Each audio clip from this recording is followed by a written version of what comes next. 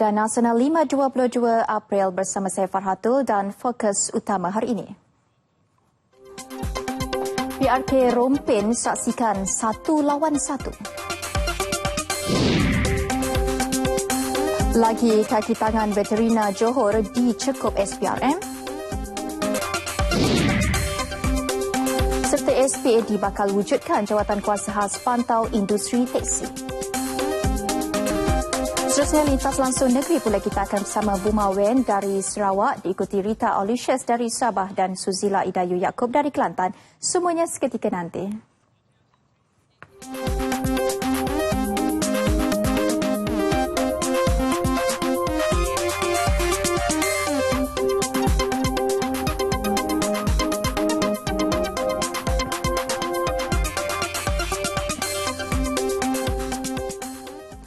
Pilihan Raya Kecil PRK Parlimen Rompin, Suruhanjaya Pilihan Raya SPR jangka peratusan pengundian tinggi walaupun pengundian 5 Mei nanti berlangsung pada hari bekerja. Untuk itu kita berlintas langsung ke Rompin bersama-sama Jasmi Faisal Muda untuk paparan berita dari sana. Silakan Jasmi.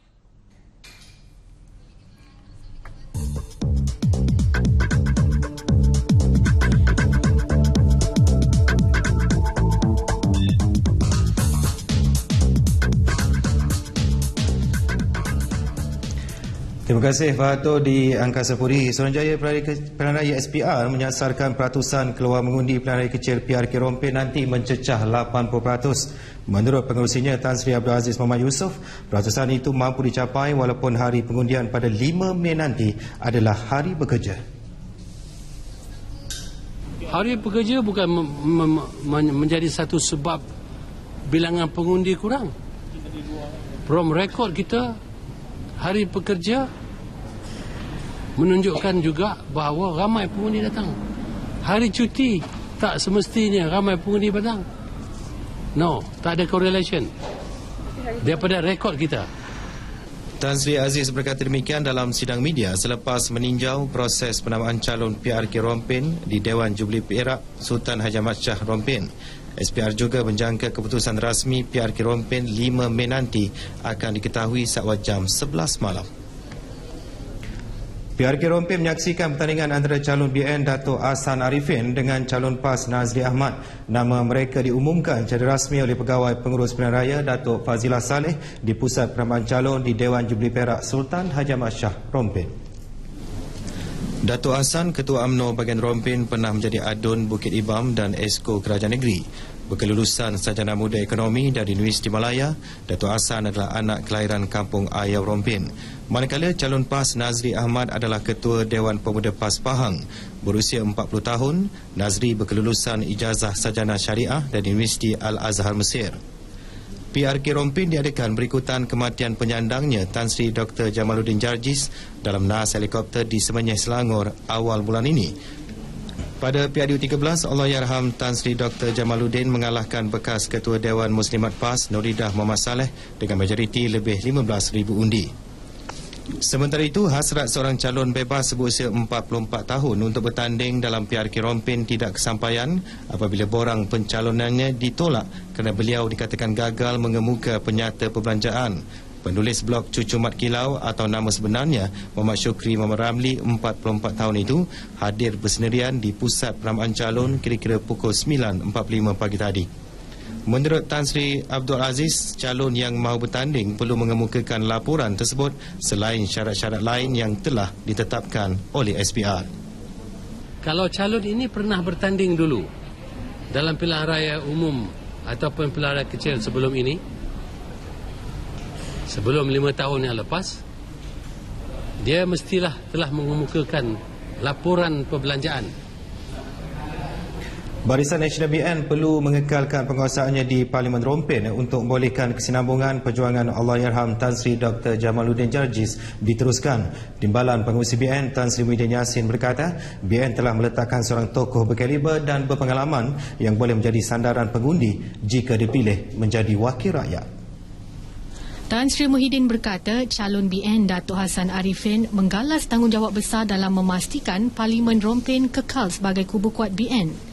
Waktu beliau memimpin dan jadi wakil rakyat di sini telah banyak berjasa kepada semua penduduk-penduduk di sini dan menjadi satu tanggungjawab Datuk Hassan apabila terpilih nanti untuk meneruskan, malahan meningkatkan lagi dan mempercepatkan lagi proses pembangunan sosio-ekonomi, pendidikan yang ada di kawasan Parlimen Rompin ini. Tan Sri Muhyiddin berkata demikian dalam sidang akhbar selepas proses penamaan calon pilihan raya kecil Parlimen Rompin di Dewan Jubli Perak Sultan Haji Ahmad Shah. Beliau turut mengingatkan Jentera BN supaya tidak ambil mudah dengan PRK Rompin dan menunjukkan kepada pengundi bahawa BN adalah parti terbaik.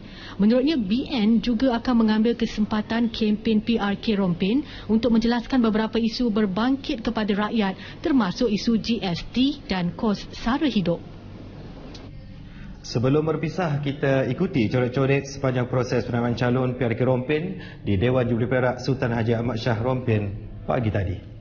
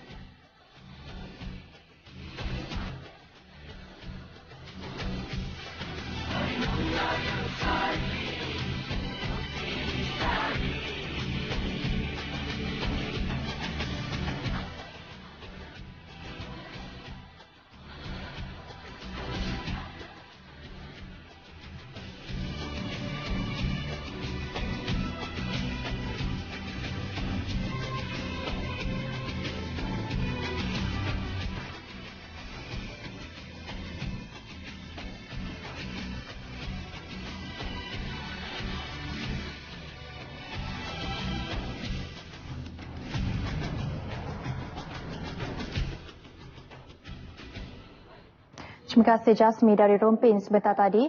Baik, Barisan Nasional optimis dapat memenangi kerusi Parlimen Permatang Pauh pada pilihan raya kecil PRK yang akan diadakan 7 Mei depan. Menteri Perdagangan Antarabangsa dan Industri Datuk Seri Mustafa Mohamad melahirkan keyakinan kerusi Parlimen Permatang Pauh akan dirampas semula oleh Barisan Nasional sekiranya semua jentera parti bersatu padu. Keyakinan itu dilahirkan selepas mendapati persiapan awal menghadapi PRK Permatang Pauh cukup rapi.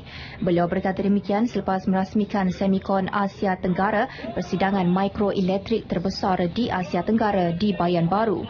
Beliau yang juga ahli Majlis Tertinggi UMNO menjelaskan ahli UMNO Kelantan telah berlepas ke Rompin untuk membantu kempen pilihan raya Parlimen Rompin yang akan diadakan pada 5 Mei. Menurut beliau, untuk mencapai kemenangan, semua pihak perlu bekerja keras memastikan jentera kempen bergerak lancar. Kita akan kerja kuat habis-habisan.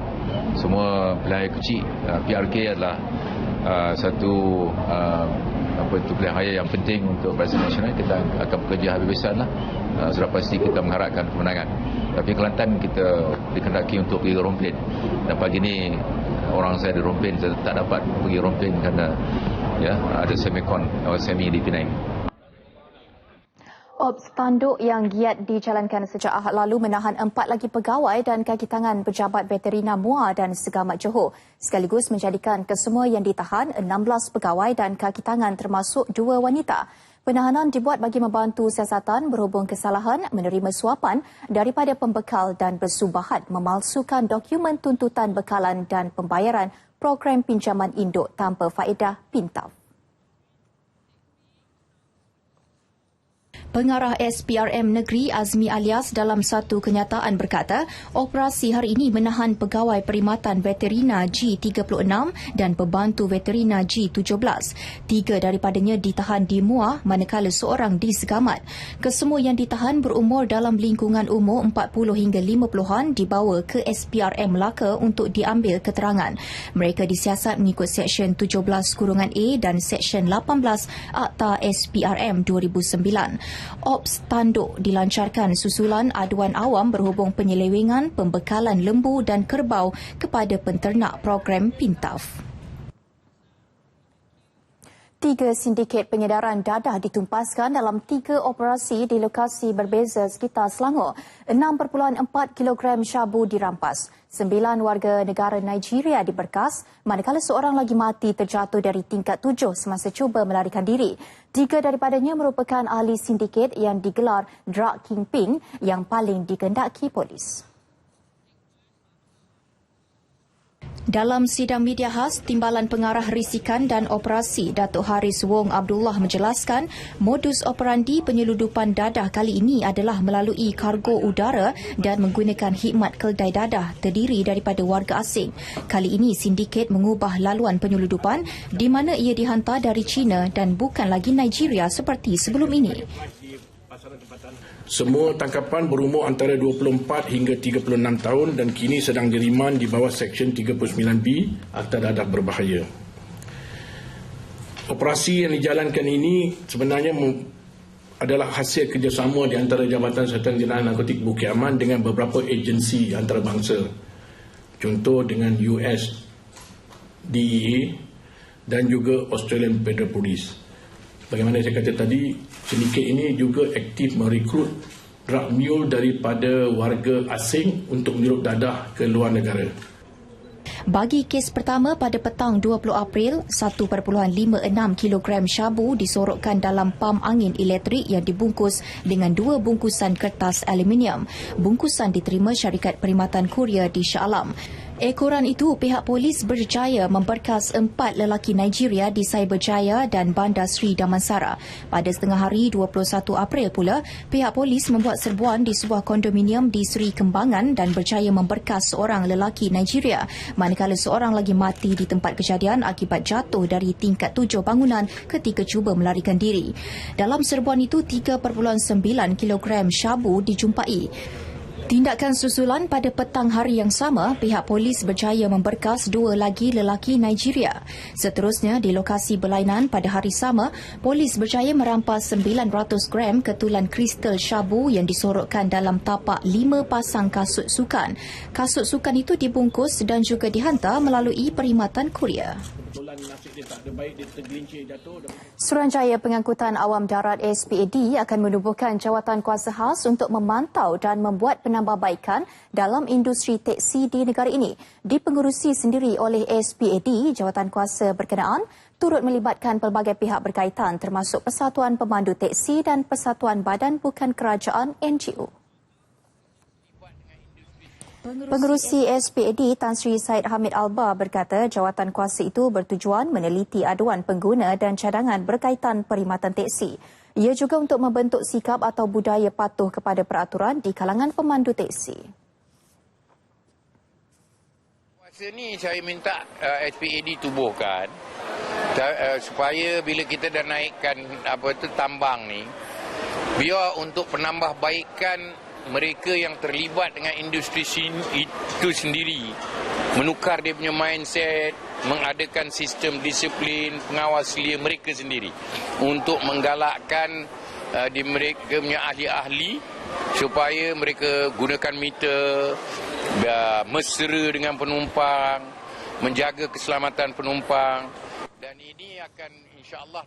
Satu mesyuarat khas melibatkan perkara ini akan diadakan selewat-lewatnya bulan depan. Beliau berkata demikian selepas melancarkan aplikasi teksi Meter On di Johor Bahru. Sejak dilancarkan Mac lalu, 16,000 pengguna telah mengakses laman terbabit. 200 aduan daripada orang ramai melalui aplikasi tersebut juga diterima. Pada masa ini terdapat lebih 46,000 teksi bermeter di seluruh negara. Susulan kes ibu dera bayi di Ipoh, Perak minggu lalu, Jabatan Kebajikan Masyarakat JKM akan mengadakan sesi kaunseling bersama ibu berusia 17 tahun itu. Menurut Timbalan Menteri Pembangunan Wanita, Keluarga dan Masyarakat, Datin Paduka Chew Mei Fan, Mahkamah telah memerintah JKM menjaga bayi tersebut sebelum diserahkan kepada saudara keluarga ibu bapanya. Berdasarkan hasil siasatan, gadis tersebut mengalami masalah tekanan mental selepas suaminya melafazkan cerai terhadapnya. Jabatan Kebajikan Masyarakat akan berbincang dengan 2 pihak dan kita akan mengadakan satu pendekatan atau yang lebih sesuai untuk kebajikan kanak-kanak itu. Mengulas lanjut di lobi Parlimen, beliau berkata tindakan undang-undang tidak dapat diambil terhadap ibu bayi itu berikutan masih di bawah umur. Rakaman video berdurasi 48 saat yang menjadi viral di media sosial memaparkan penderaan kejam bayi lelaki berusia 5 bulan oleh ibunya. Di Kelantan, 500 kg gamat berjaya dirampas di 41.3 Batu Nautika Barat Laut Tok Bali pada pukul 11.50 pagi semalam. Gamat terbabit ditemui di dalam bot nelayan dari Vietnam bernombor pendaftaran CM9174TS dikendalikan oleh seorang tekong dan 6 awak-awak yang berumur 18 hingga 48 tahun. Ketua Penguatkuasa Daerah Maritim 10 Kelantan, Kapten Maritim Nurul Hizam Zakaria berkata, bot Vietnam terlibat dikesan melakukan aktiviti menangkap gamat di kawasan perairan negara. Tekong dan awak-awak ditahan bersama muatan gamat bernilai RM5,000 bersamaan RM13,000 harga pasaran Vietnam. Kegiatan mereka dikesan Penguatkuasa APMM iaitu menggunakan bot Kilat 28 ketika melaksanakan rondaan operasi Perkasa Timur di perairan negeri Kelantan. Katanya suspek menggunakan tangkuk besi untuk menangkap gamat di mana peralatan tersebut boleh merosakkan kawasan pembiakan ikan dan ekosistem laut sekaligus menjejaskan pendapatan nelayan tempatan. Mengikut statistik bagi tahun 2015, di M10 negeri Kelantan ini kita telah berjaya menahan 4 buah bot nelayan Vietnam bagi tahun ini saja yang menangkap gamat di dalam kawasan perairan kita. Beliau memberitahu pemberita di pengkalan APMM Tok Bali, bot serta kru dibawa ke JT APMM Daerah Maritim itu pada pukul 8 malam tadi dan disiasat mengikut Seksyen 15-1-A Akta Perikanan 1985. Di Labuan, Agensi Penguatkuasaan Maritim Malaysia APMM Labuan menahan 9 orang termasuk 7 warga Indonesia bersama 2 kapal nelayan dan sebuah bot penumpang dalam operasi sejahtera di perairan laut wilayah itu. Ketua Penguatkuasanya, Kapten Maritim Cik Adnan Mat Isa berkata, kesalahan dilakukan kapal nelayan tersebut di bawah Seksyen 8-B Akta Perikanan 1985 kerana melanggar syarat lesen iaitu menangkap ikan menggunakan pukat tunda di bawah 6 batu nautika dari pantai Kuala Penyu, Sabah. Manakala bot penumpang menjalankan operasi dengan lesen tamat tempoh dan gagal melaporkan pertukaran nahkoda kepada pegawai pelabuhan di bawah kesalahan Ordinan Perkapalan Saudagar 1960. Dalam kenyataan media di Labuan, beliau berkata operasi itu dilakukan pada 13 hingga 20 April lepas di sekitar perairan Labuan. Ia membabitkan 4 buah kapal termasuk 2 bot kilat APMM. Jelas beliau operasi sebegitu akan diteruskan bagi mengekang jenayah maritim dan meningkatkan tahap keselamatan perairan negara. Sepanjang operasi itu, APMM Labuan melakukan 41 pemeriksaan ke atas kapal nelayan, bot penumpang, bot tunda dan kapal dagang. 60 pelajar mangsa kebakaran perkampungan nelayan tepi laut Bukit Malut, Langkawi 17 April lalu menerima bantuan wang tunai untuk membeli barangan kelengkapan sekolah yang berjumlah keseluruhan RM18,000. Ia diserahkan oleh Timbalan Pengarah Pendidikan Negeri Kedah Muhammad Jamil Maknoh hasil sumbangan oleh para guru, kaki tangan dan pelajar sekolah di seluruh negeri itu. Penerima terdiri daripada 47 orang pelajar sekolah rendah dan 13 orang pelajar sekolah menengah. Mereka menerima sumbangan RM300 setiap seorang. Jadi kita menggunakan wang daripada tabung ini untuk membantu anak-anak yang terlibat dengan musibah sebagai mangsa kebakaran di Bukit Malut. Dan kita memberi sumbangan ini untuk membantu meringankan bebanan yang dihadapi oleh waris, terutamanya dari segi keperluan belajar seperti membeli pakaian sekolah, peralatan sekolah dan juga buku tulis. Majlis berlangsung di Kampung Tanjung Lembung, Bukit Malut. Anak-anak tu macam tu lah, dah tak ada pakaian sekolah lagi. Selepas terbakar 2 hari tu, cikgu bagi kelonggaran lah. Saya pun pergi hantar anak. Cikgu pun bagi kelonggaran. Anak kita pun sekolah macam biasa lah, pakaian sekolah dah tak ada. Pakaian biasa lah, pakaian orang bagi tu. Dalam kejadian kebakaran itu, seramai 348 orang dari 83 buah keluarga terjejas apabila rumah mereka terlibat dalam kejadian itu. Sementara itu, 28 pendatang asing tanpa izin parti warga Myanmar dan India ditahan dalam serbuan Ops Sepadu Jabatan Imigresen Kedah bersama polis dan rela awal pagi tadi di Langkawi. Pengarah Imigresen Kedah Muhammad Yusri Hashim berkata bertindak atas maklumat pihaknya melakukan serbuan di 2 tapak pembinaan di sekitar Pekan Kuah. Hasil serbuan di lokasi pertama, 18 parti diperiksa. Seorang lelaki Myanmar ditahan kerana tidak mempunyai dokumen perjalanan yang sah. Dalam serbuan kedua di lokasi berasingan, 42 parti lagi diperiksa. 27 parti kemudian ditahan kerana tidak mempunyai dokumen perjalanan yang sah dan tinggal lebih masa selepas tamat tempoh PAS. Kesemua parti terdiri daripada 6 lelaki warga Bangladesh, 20 lelaki warga Myanmar dan seorang lelaki warga India. Operasi dikendalikan 10 pegawai imigresen, 32 pegawai dan anggota polis serta 22 anggota rela. Jalan pesisir Pantai Melaka yang menghubungkan Jalan Pantai Kelebang ke Jalan Sultan Abdul Aziz Kota Laksmana sepanjang 6 km akan siap sepenuhnya pada Oktober 2016. Bagaimanapun, di atas permintaan kerajaan negeri, sebuah jambatan sementara sepanjang 120 meter yang menghubungkan jalan berkenaan terpaksa dibina dahulu sementara menunggu jambatan kekal siap dibina. Esko Pengangkutan dan Pemulihan Projek Negeri Datuk Lim Ban Hong berkata jambatan sementara yang siap dalam tempoh 2 bulan lagi. Bahagian yang nak sambung dengan jambatan ni, dia perlu pasal tengok pada lokasi jambatan dan dia ada aspek-aspek keselamatan dan juga dari segi kejujuran yang perlu dipatuhi. Jadi bakal dia akan sambung jalan ini dengan jambatan sementara itu dan kemudiannya dengan jambatan kekal. Beliau berkata demikian kepada pemberita semasa mengadakan lawatan ke projek berkenaan di Pantai Kelebang. Projek jalan berkenaan yang dibina sejak 2012 diusahakan oleh pemaju swasta itu bertujuan untuk mengelakkan kesesakan lalu lintas sepanjang Jalan Kelebang menghala ke pusat Bandaraya Melaka.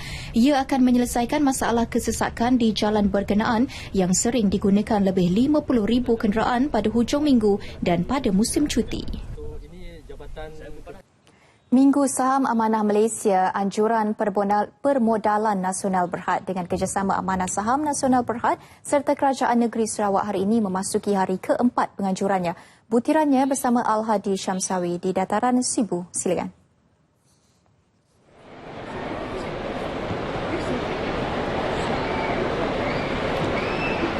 Terima kasih rakan penyampai di Angkasa Puri. Assalamualaikum dan salam satu Malaysia. Hari ini merupakan hari keempat penganjuran Minggu Saham Amanah Malaysia MSAM 2015. Dan ketika ini kami berlintas langsung dari ruang pameran Takaful Ikhlas Berhad dan bersama saya sekarang adalah Presiden dan Ketua Pegawai Eksekutif Takaful Ikhlas Berhad, Tuan Haji Abdul Latif bin Tuan Haji Abu Bakar. Tuan Haji, boleh Tuan Haji jelaskan sedikit mengenai apa produk-produk terbaru ataupun program-program yang ditawarkan sepanjang penganjuran MSAM ini? Assalamualaikum warahmatullahi wabarakatuh dan selamat petang. Alhamdulillah pada MSAM pada tahun ini pihak Takaful Ikhlas Berhad sedang memasarkan satu produk yang sangat panas di pasaran, iaitu satu produk investment link bersama-sama dengan kad perubatan yang special tentang kad perubatan ni ialah ianya boleh dapat perlindungan sampai umur 100 tahun. Jadi ejen kita tengah memasarkan produk-produk yang kita baru dapat lulusan daripada pihak negara seminggu yang lalu.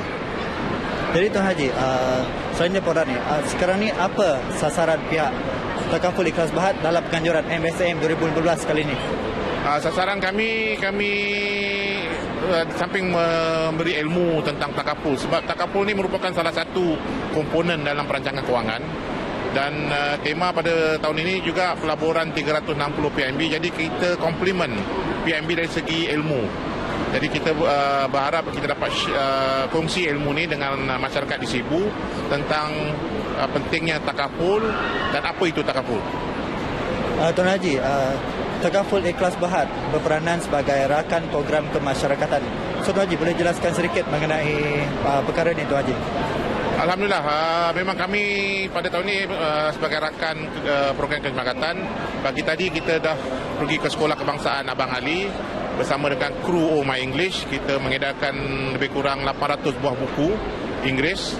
Kemudian dalam tempoh yang terdekat, mungkin sehari dua ini kita akan di Madrasah Islamiah di Sibu dan juga di rumah kebajikan anak yatim Sibu, insyaAllah.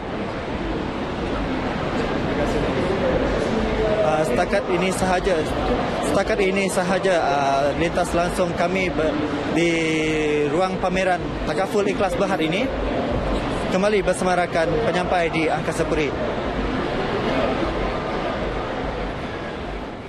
Terima kasih Al-Hadi.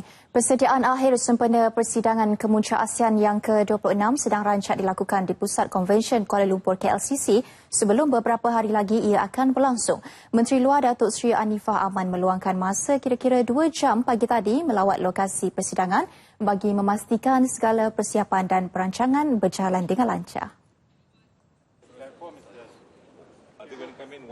Beliau yang diiringi Ketua Setiausaha Kementeriannya Datuk Osman Hashim dan Ketua Pengarah Sekretariat Kebangsaan ASEAN Malaysia Datuk Muhammad Syahrul Ikram Yaakob dibawa melihat sendiri fasiliti dan kemudahan persidangan, ruang menunggu, jamuan makan malam dan bilik-bilik mesyuarat yang akan digunakan pada sidang itu nanti.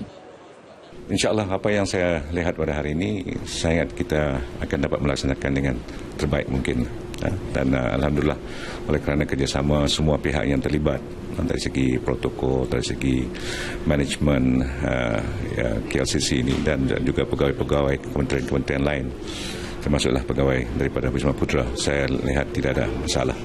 Malaysia memilih untuk mengadakan sidang kemuncak ASEAN ke-26 di Kuala Lumpur dan Langkawi dan pernah menjadi hos kepada sidang ini pada tahun 1977 dan 2005.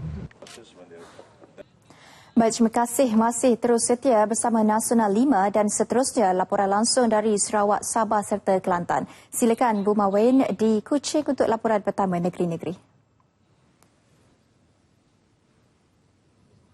Terima kasih Farhatul di Angkasa Puri. Persidangan Dewan Undangan Negeri yang masuk hari kedua hari ini memulakan perbahasan terhadap rang Undang-Undang Perhutanan 2015 yang dibentangkan oleh Menteri Pengurusan Sumber dan Alam Sekitar 2, Dato' Amarawan Tengah Ali Hassan. Antara ahli Dewan yang menyokong rang undang-undang ini ialah Adun Jemoreng Abu Seman Jahwi. Beliau turut mencadangkan supaya menubuhkan pasukan penguatkuasa hutan di peringkat daerah untuk memantau dan mengambil tindakan terhadap mereka yang terlibat dalam pembalakan haram dan kecurian balak.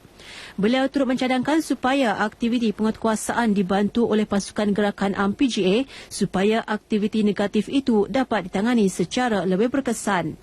Abu Seman juga berharap pegawai-pegawai penguatkuasa Jabatan Hutan Sarawak diberi latihan secukupnya untuk melaksanakan undang-undang baharu itu selain menggunakan teknologi terkini termasuk pemantauan secara kawalan jauh. Sementara itu, Adun Batu Kawah, Christina Chiwangsi pula mencadangkan supaya diwujudkan satu sistem pemantauan hutan bebas bagi menangani gejala rasuah dalam industri itu di negeri ini selain memperkukuhkan peranan dan kuasa Suruhanjaya Pencegahan Rasuah Malaysia SPRM. Adun Telang Usan Dennis Ngau pula mencadangkan supaya pengusaha syarikat pembalakan di negeri ini mewajibkan pekerja masing-masing menghadiri kursus mengenai adat resam masyarakat tempatan terutama di kampung dan rumah panjang. Ini kerana ada dalam kalangan para pekerja pembalakan memandang remeh adat resam tersebut berikutan tahap pengetahuan yang rendah sekaligus menimbulkan rasa tidak puas hati penduduk setempat. Selain itu, beliau menyarankan agar syarikat-syarikat pembalakan bertanggungjawab sepenuhnya ke atas pergerakan pekerja-pekerja di kawasan mereka beroperasi selain memberi akses senarai nama pekerja sepenuhnya kepada ketua kaum di kawasan operasi untuk tujuan pemantauan. Setakat ini, sejumlah 82,326 meter padu balak telah dirampas sepanjang tahun lepas dengan nilai rampasan RM41.16 juta dan royalti RM5.3 juta. Sementara itu, Menteri Perancangan Sumber dan Alam Sekitar 2, Dato' Amarawan Tengah Ali Hassan, pada pembentangan rang Undang-Undang Perhutanan 2015 berkata ia merupakan satu manifestasi yang jelas mengenai kesungguhan kerajaan negeri untuk memperkasakan pengurusan hutannya. Katanya ia juga akan memastikan kelestarian sumber hutan negeri selain memperkukuhkan lagi penguatkuasaan undang-undang mengenainya. Rang undang-undang itu sekiranya diluluskan merupakan undang-undang keempat dalam perkara pengurusan dan sumber hutan sejak Jabatan Hutan ditubuhkan pada tahun 1919. Melaluinya, aktiviti pembalakan haram akan diperangi secara habis-habisan, memastikan hasil balak datang dari sumber yang sah, menggalakkan pengurusan perhutanan yang lestari dan pengawalan yang lebih baik dalam pengeluaran lesen pembalakan. Ia juga akan meningkatkan imej Sarawak sebagai pengeluar kayu balak yang utama dan menghakis persepsi bahawa kerajaan lemah dalam menangani isu itu. Dengan itu, tindakan tegas akan diambil termasuk penalti yang lebih tinggi, merangkumi semua aspek dan proses pengambilan balak haram, melengkapkan pegawai penguatkuasa dengan kuasa yang lebih besar untuk menyiasat kes-kes termasuk pencarian tanpa waran dan menambah baik proses untuk melindungi hutan simpanan, hutan dilindungi, hutan tanah kerajaan dan hutan komunal. Menteri Pembangunan Infrastruktur dan Pembangunan Sarawak, Datuk Seri Makamanyin Jong berkata tiada unsur pilih kasih dalam pemberian tender bagi projek pembinaan Pan Borneo yang membabitkan jarak 1,070 km di negeri ini. Katanya pelantikan yang melibatkan 27 kontraktor tempatan itu masih dalam proses dan belum dimuktamadkan. Justru katanya sebarang campur tangan bagi pemilihan kontraktor di peringkat kerajaan negeri tidak timbul. Mengikut PPP ini, project proponent we need to get at least 15 to 20% equity. Kalau 20% ini mana project proponent ini akan mendapat ikuti kurang-kurang 3 bilion. So meaning that not many contractors, small contractors will not be able to do it also. So this particular contractor submitted the proposal dulu kepada federal government. Nothing to do with the state government. Tambahnya, projek yang menelan kos sebanyak 15 bilion ringgit adalah berbentuk usaha sama awam dan swasta dan akan mengambil masa 30 tahun untuk tempoh pembayaran balik. Datuk Seri Manyi menjawab dakwaan sesetengah pihak yang menyatakan pemilihan kontraktor ini memanfaatkan satu kaum sahaja. Beliau ditemui di Dewan Undangan Negeri di Petrajaya turut memberitahu pihak pembangkang harus berterima kasih dengan usaha kerajaan ini bagi faedah rakyat. Seramai 2,000 orang ditangkap membabitkan kes penyalahgunaan data di seluruh negeri sehingga awal Januari tahun ini. Menurut Ketua Jabatan Siasatan Jenayah Narkotik Sarawak, Superintendent Lucas Arcade, mereka yang ditangkap termasuk pengedar, penagih dan mereka yang didapati positif dadah. Justru bagi membendung jenayah ini daripada terus menular, beliau berharap orang ramai tampil menyalurkan maklumat berkaitan jenayah itu. Katanya usaha menangani jenayah itu tidak akan berjaya tanpa bantuan orang ramai. Beliau ditemui selepas sembahyang di Gereja St. Basil Batu Kawah di Kuching sempena peringatan Hari Polis yang ke-208. Orang ramai dinasihatkan supaya tidak menggunakan sebarang peralatan elektrik jika terhidu bau gas bocor di rumah mereka. Ketua Jabatan Bomba dan Penyelamat Bahagian Sibu, Abdul Muttalib Rashid berkata, ini kerana ia boleh memacu percikan api yang mampu disambar oleh gas bocor yang seterusnya boleh menyebabkan letupan.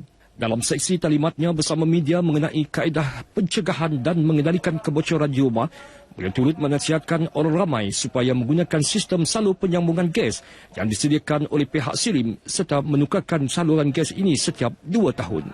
Beliau juga berharap orang ramai mengamalkan tabiat menanggalkan saluran gas dari tong gas sebelum tidur atau meninggalkan rumah selain melakukan pemeriksaan sendiri bagi mengesan sebarang kebocoran. Pada majlis yang sama, beliau turut memberitahu sambutan Hari Bomba peringkat negeri Sarawak akan diadakan di Sibu bermula 2 Mei ini. Antara aktiviti yang diadakan ialah program demam darah, pembarisan bomba, majlis tahlil, balai terbuka dan larian bersama bomba. Setakat ini dahulu sumbangan berita dari Sarawak. Untuk lintas langsung Nasional 5 petang ini, seterusnya kita bersama Rita di Kota Kinabalu. Silakan.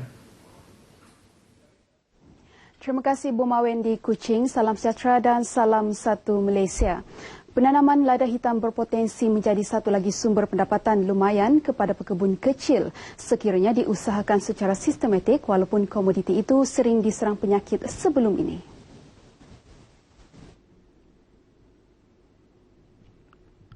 Menyedari hakikat itu, Lembaga Lada Malaysia LLM telah berusaha mengatasi masalah berkenaan dan kini penanaman lada hitam semakin berkembang menerusi program penanaman berkelompok terutama di daerah Tuaran, Kota Blud, Kota Marudu, Pitas, Keningau, Membakut dan Sipitang. Timbalan Kota Menteri yang juga Menteri Pertanian dan Industri Makanan Sabah, Datuk Seri Panglima Haji Yahya Hussein, mahu rakyat negeri ini merebut peluang mengusahakan tanaman itu di tanah masing-masing. Beliau berucap demikian pada majlis perasmian penyampaian bibit lada hitam di Kampung Sukang Kelawat, Kota Blud. Ia turut disertai 40 pekebun kecil terpilih yang telah menamatkan kursus teknologi pengeluaran lada kelolaan LLM selain pemberian 200 bibit lada hitam kepada setiap peserta. Menurut Datuk Yahya, dengan harga tinggi dan stabil yang mencecah RM29 sekilogram menjadikan komoditi itu sebagai sumber pendapatan berimpak tinggi. Ya, pasarannya sangat luas, terutamanya bukan saja di peringkat nasional, tapi pasarannya adalah menyeluruh di luar negara. Inilah peluang yang terbaik kami dapat, khasnya untuk kami yang khususnya di Kota Blud. Dapat dan terbukti untuk mendapat ataupun menjana pendapatan kita untuk pendapatan yang lebih baik. Sebagai galakan terhadap usaha berkenaan, Ahli Parlimen Kota Blud Datuk Abdul Rahman Dahlan turut memperuntukkan RM20,000 pemberian bibit serta tiang kayu belian kepada pekebun kecil lada hitam di Kota Blud. Menurut Datuk Yahya, Jabatan Pertanian dan Lembaga Lada Malaysia turut memeterai persetujuan persefahaman bagi menyediakan plot khas di Pusat Latihan Pertanian Bersepadu IATC di Putatan kepada LLM bagi tujuan kajian pembangunan penanaman lada hitam di negeri ini. Pelaksanaan Cukai Barang dan Perkhidmatan GST yang kini masuk hari ke-22 mendapat reaksi berbeza daripada peniaga dan masyarakat di negeri ini. Berkemungkinan mereka belum memahami sepenuhnya berkenaan sistem cukai yang diperbaharui itu.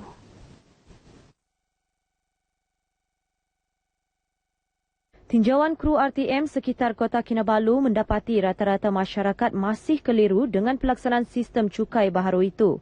Macam GST ni sebab kerajaan sudah dikeluarkan jadi terpaksa kita ikutlah. Tapi kalau ikut perasaan kita macam ada susah sikit lah. Sebab macam kami punya jualan ini kalau kasih GST kadang-kadang pembeli macam pelanggan tu dia bilang mahal betul. Jadi terpaksa lah kami beli ada GST yang kami jual ni pula tiada GST. Kerajaan boleh implement GST tapi bukan sekarang. Sekarang zaman sedang orang kata darurat. Kan kita tahu yang ekonomi memang teruk. Dan sekarang baru-baru ni ringgit kita jatuh teruk dengan Singapura. So you give good civic tax to your population yang orang tidak berkemampuan macam mana? Apabila dia katakan tidak ada GST tapi harga tu ada naik.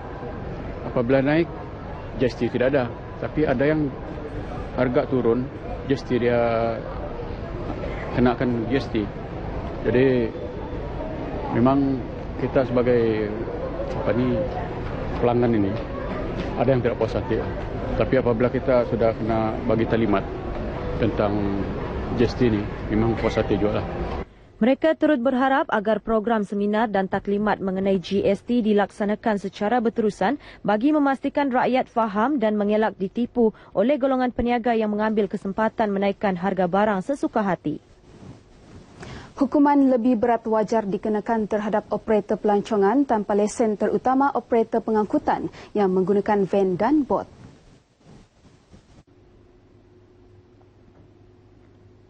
Menteri Pelancongan, Kebudayaan dan Alam Sekitar, Datuk Seri Panglima Masidi Manjun mencadangkan agar kompaun sedia ada iaitu RM500 dinaikkan ke tahap maksimum RM50,000. Cadangan itu diharap dapat mengekang kegiatan pembawa pelancong tanpa lesen di negeri ini.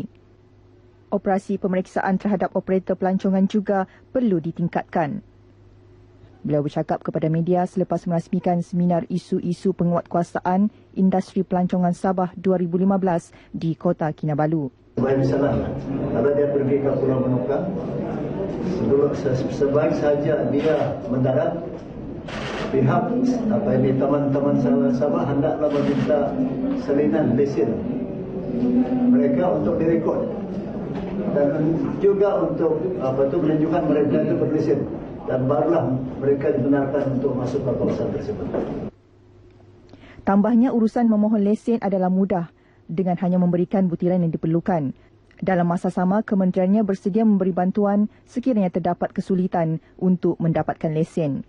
Soal kesukaran untuk mendapatkan lesen dan menjalankan operasi tanpa lesen sepatutnya tidak timbul.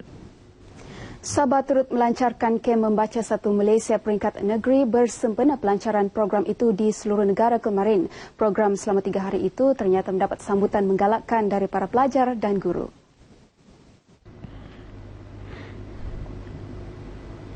Di Sabah, daerah Kudat dipilih sebagai lokasi pelancaran yang disertai lebih 1,000 guru dan pelajar sekolah menengah dan sekolah rendah yang bertemakan membaca menjana pemikiran satu Malaysia. Pengarah Pendidikan Sabah, Datuk Jem Alip berkata, kem seumpama itu merupakan satu wadah untuk memantapkan inisiatif bagi melahirkan bangsa Malaysia yang berpengetahuan tinggi dan maju dalam semua perspektif pemikiran. Teks ucapannya dibacakan oleh Ketua Sektor Pengurusan Akademik Jabatan Pendidikan Negeri, Datuk Dr. Haji Kasim Haji Ibrahim. Menurutnya, usaha berterusan bagi membudayakan tabiat membaca perlu dilakukan bukan sahaja dalam kalangan pelajar dan guru, malah semua peringkat masyarakat. Dengan adanya kem membaca ini secara langsung ataupun tidak langsung menggalakkan para pelajar untuk terlibat secara aktif dalam pembacaan. Sangat-sangat setuju dengan program seumpama ini dan dapat diteruskan sampai bila-bila. Dan saya berharap program seperti ini dipergiatkan lagi untuk kepentingan bersama. Semua peringkat golongan umur dapat belajar membaca, terutamanya untuk golongan yang istimewa juga. Sementara itu, peruntukan bahan bacaan tambahan BBT telah diberikan di bawah program Memertabatkan Bahasa Melayu Memperkukuh Bahasa Inggris 2014. Ia membabitkan 135 buah sekolah rendah dan 54 sekolah menengah terpilih, terutama sekolah yang terlibat banjir dan kebakaran. Sekian berita dari Sabah petang ini. Seterusnya kita bersama rakan penyampai Suzila di Kelantan. Silakan.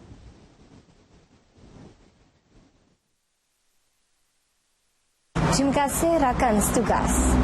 Jabatan Kastam Diraja Malaysia serta Kementerian Perdagangan Dalam Negeri, Koperasi dan Kepenggunaan KPDNKK diminta turut memberi penerangan kepada masyarakat orang asli mengenai cukai barangan dan perkhidmatan GST. Ini kerana masih ramai masyarakat orang asli yang tinggal di pedalaman keliru dan tidak faham tentang GST. Tinjauan berita RTM di Gua Musang mendapati sebelum ini beberapa agensi kerajaan telah memberi taklimat dan penerangan di samping pengedaran risalah harga.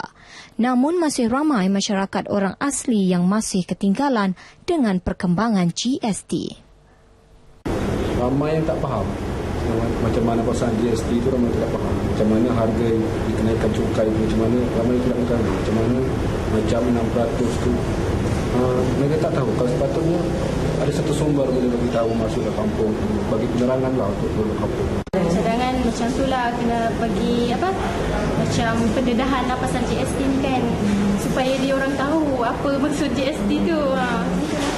Supaya supaya dia orang taklah dengar daripada mulut orang macam ni, lepas tu dia pula pergi cakap kat orang lain macam ni lah. Jadi macam lain. Hujung dia kan jadi lain cerita.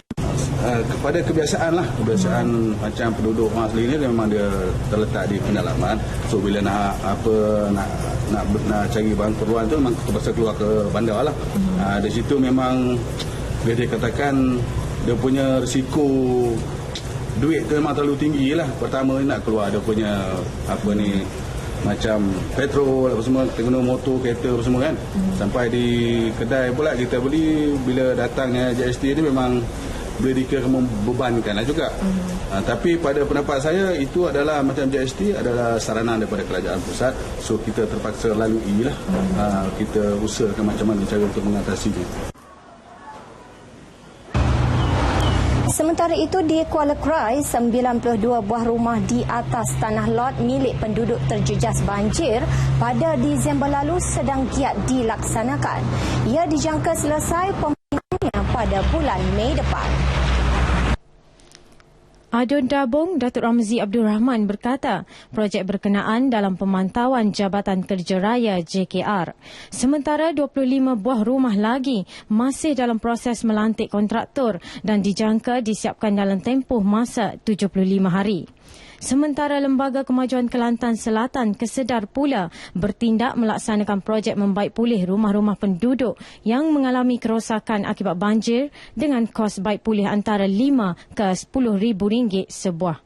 Ni Kuala Kerai ni dalam proses kita duduk banner sekarang ni 92 biji. Dan 25 lagi dalam proses kita nak lantik kontraktor lah untuk pembinaan baru. Dan rumah-rumah yang dibuat ni kita jangkakan akan siap dalam tempoh 75 hari. Dan insyaAllah hak ni kita jangka akhir bulan Mei dan mereka sempatlah duduk dalam bulan Ramadan insyaAllah. Sebanyak RM3.169 juta diperuntukkan melalui kesedar untuk membaik pulih kemudahan infrastruktur yang rosak di Jajahan Kuala Kerai.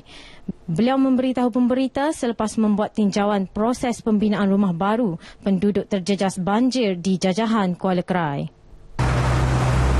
Sepasang suami isteri terjejas banjir di lorong Selasih Kampung Tikak di Pengkalan Cepa Buntu memikirkan nasib mereka yang hilang tempat tinggal selepas dilanda banjir Disember lepas. Setelah 4 bulan berlalu, kehidupan mereka sekeluarga terpaksa menumpang di rumah orang tua untuk meneruskan kelangsungan hidup. Abdul Halim Yusof memberitahu RTM pelbagai cara dan inisiatif telah diambil bagi mendapatkan bantuan dan pembelaan sewajarnya. Namun sehingga kini tiada jawapan yang menggembirakan diterima. Menurut beliau ketika ini ke mana lagi beliau harus mengadu dan memohon bantuan bagi menyelesaikan masalah tempat tinggal yang hilang akibat banjir. Tu wakil dia ada mari masa banjir itu. Dia kata, dia tahu kipas. Dia ada mari kata nak buat lah. Kata kalau ada apa nama ni, tanah nak tolong saya lah nak buat lah. Jadi sekarang ni tak ada nampak lagi lah. Setakat yang tak ada nampak lagi lah. Jadi sekarang ni ada tanah kan? Tanah ada di sebelah situ. Berapa? Abdul Halim berkata pendapatannya hanya sebagai pembantu hospital, tidak mampu untuk membaik pulih sendiri rumah yang musnah, apatah lagi menyediakan rumah baru buat keluarganya. Pada kejadian banjir yang dialami pada 18 Disember lalu, rumah yang didiami bersama isteri Rosmawati Abdul Rahim 38 tahun dan 5 anak mereka berusia 4 hingga 15 tahun itu runtuh selepas dihanyutkan air deras dipercayai akibat limpahan Sungai Budur. Katanya wakil rakyat ada mengunjungi ketika rumahnya hanyut, tetapi sehingga kini masih tiada tindakan susulan. Sementara isterinya meminta pihak terbabit menyegerakan membina rumahnya untuk menghadapi bulan Ramadan. Perlu sangat-sangatlah rumah ni. Sebab apa? Sebab kita pun hidup menupel, lepas tu anak 5 orang, sekolah 4 orang. Jadi nak puasa, nak raya ke apa ke. Sedih lah. Difahamkan rumah pasangan suami isteri ini merupakan rumah pertama runtuh ketika banjir melanda Kelantan penghujung Disember lalu. Sekian lintas langsung berita dari RTM Kelantan, kembali bersama rakan penyampai di Angkasa Puri.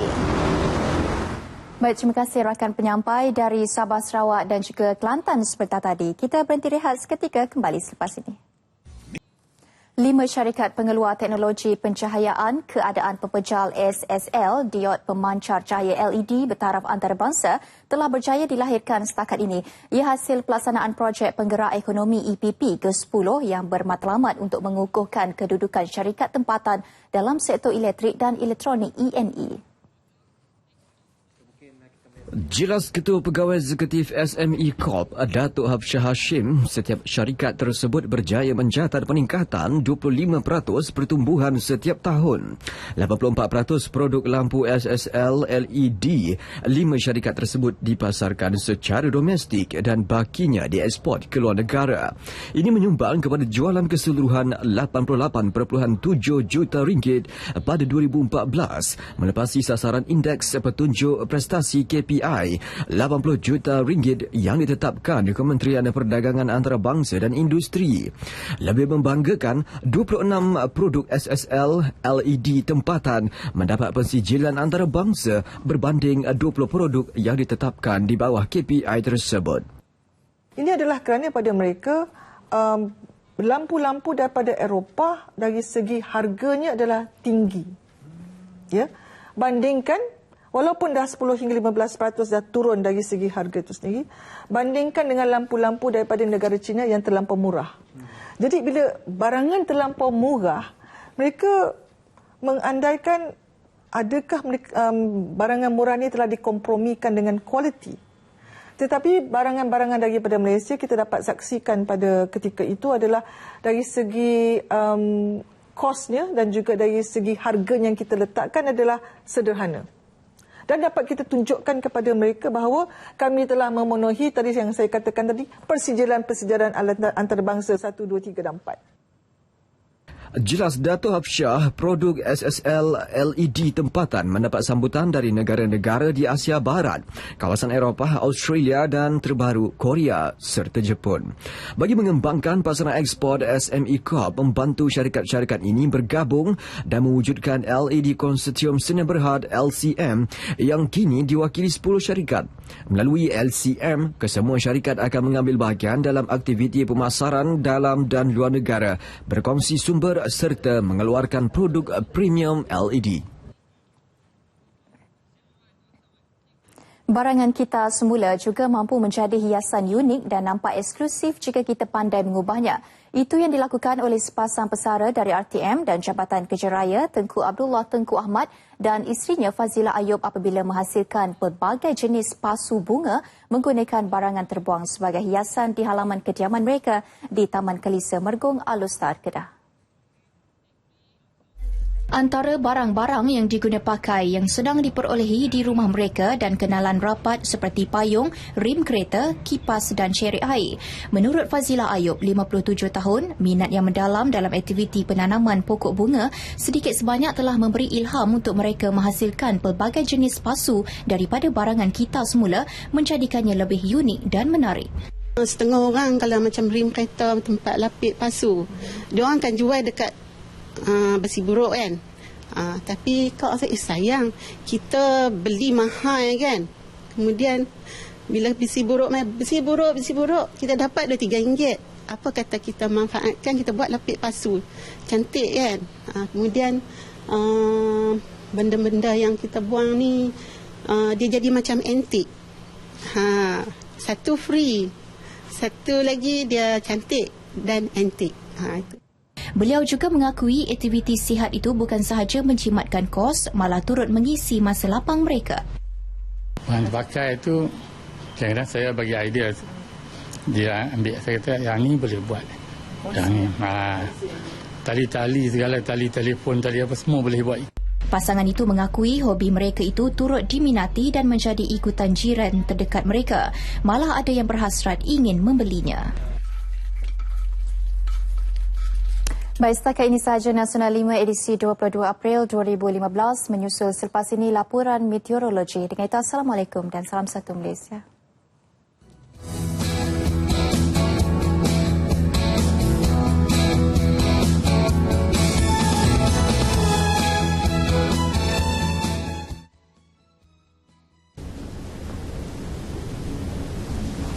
Assalamualaikum dan salam sejahtera.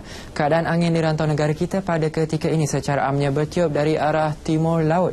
Dengan kelajuan angin yang agak lemah ini, Met Malaysia tidak mengeluarkan sebarang amaran angin kencang dan laut bergelora bagi mana-mana kawasan perairan di negara kita buat masa ini. Menurut paparan imej gemar radar pula di Semenanjung pada ketika ini, hujan berserta ribut petir kelihatan sudah pun mula berlaku, terutamanya di kawasan pedalaman negeri Selangor, negeri Sembilan dan juga di negeri Melaka. Dan keadaan cuaca lembat ini dijangkakan akan berterusan sehingga ke awal malam nanti. Menjelang lewat petang pula dijangkakan hujan berserta ribut petir masih lagi boleh berlaku, terutamanya di negeri Kedah, Perak dan juga di negeri Johor. Untuk negeri Sabah pula pada ketika ini tiada hujan di kesemua bahagian termasuk wilayah Persekutuan Labuan. Namun dijangkakan menjelang lewat petang nanti hujan berserta ribut petir boleh berlaku dan lebih tertumpu di bahagian pedalaman negeri Sabah.